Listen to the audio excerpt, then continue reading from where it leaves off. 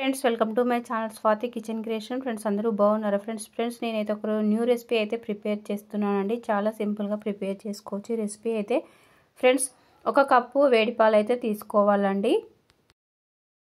ఇందులో అయితే 2 టేబుల్ స్పూన్ల షుగర్ అయితే యాడ్ చేసుకొని బాగా కలుపుకోవాలండి.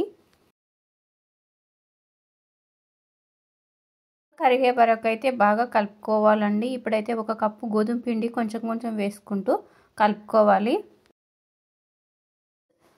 పిండి అనేది చపాతీ పిండి లాగైతే కలుపుకోవాలండి. ఫ్రెండ్స్ నాకైతే ఇక్కడ ఒక కప్పు పాలకి 1.5 కప్పుల పిండి అయితే పట్టిందండి.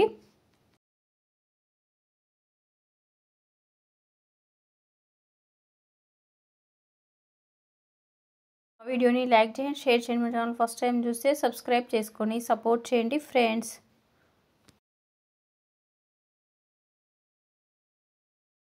పిండి అనేది నేను వేరొక బౌల్లోకి అయితే యాడ్ చేసుకుంటున్నానండి. ఫ్రెండ్స్ పిండిని చపాతీ పిండి లాగైతే కలుపుకోవాలండి.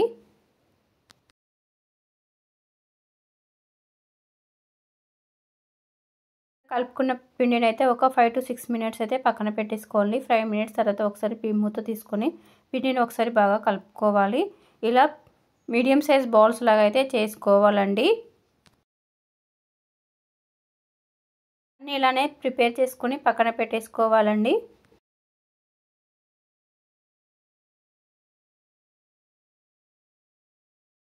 బౌల్లో అయితే 2 టేబుల్ స్పూన్ల పిండి అయితే యాడ్ చేసుకోవాలండి. 2 టేబుల్ స్పూన్ల ఆయిల్ కూడా యాడ్ చేసుకొని పిండి మిశ్రమాన్ని అయితే తయారు చేసుకోవాలండి. ఇలా ఉంటే సరిపోతుందండి. కొంచెం పొడి పిండి కూడా తీసుకొని ఇలా ప్రెస్ చేసుకోవాలండి. అన్ని చపాతీలాగా అయితే ప్రిపేర్ చేసుకోవాలి. వీడియోలో చూపిస్తున్న విధంగా చపాతీలాగా చేసుకున్న తర్వాత అయితే మనం ప్రిపేర్ చేసుకున్న ఆయిల్ పిండి మిశ్రమాన్ని అయితే ఇలా అప్లై చేసుకొని వీడియోలో చూపిస్తున్న విధంగా ఇలా చాక్తో అయితే కట్ చేసుకోవాలి. కట్ చేసుకున్నవి ఇలా ఫోల్డ్ చేసుకోవాలి. ఫోల్డ్ చేసుకొని ఇలా మొత్తం ప్రెస్ చేసుకొని మళ్ళీ చపాతీలాగా అయితే చేసుకోవాలండి.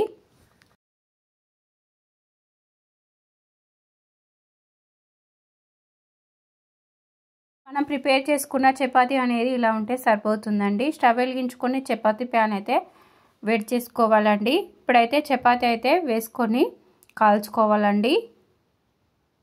1 టేబుల్ స్పూన్ ఆయిల్ కూడా అప్లై చేసుకొని కాల్చుకోవాలి. అనేది అయిపోయిందండి. ఇలా ఉంటే సరిపోతుందండి. తీసేసుకొని రిమైనింగ్ కూడా ఇలానే ప్రిపేర్ చేసుకోవాలి ఫ్రెండ్స్.